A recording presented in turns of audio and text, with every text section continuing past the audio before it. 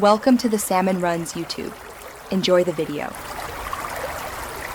You begin by confirming system requirements. Make sure Windows 10 or 11, 64-bit, and at least 8 GB RAM.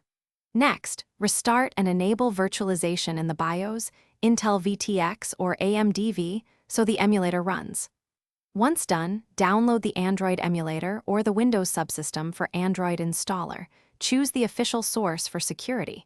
You will run the installer as administrator. This step creates a virtual Android environment that allows Google Play to operate on your laptop. You run the installer and grant administrative permissions. This installs a virtual Android system. During setup, configure the virtual device.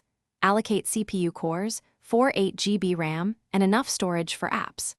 Make sure the virtual network adapter is enabled so Play services can contact Google servers.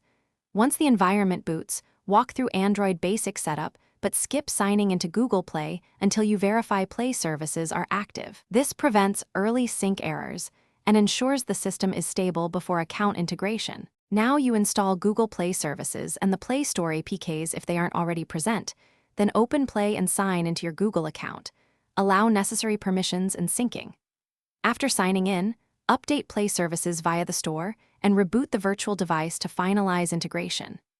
If apps fail to install, clear Play cache and data, reinstall the APKs, or re-enable virtualization in BIOS and update emulator drivers. If a persistent error appears, uninstall the virtual device and repeat installation carefully to fix corrupted components.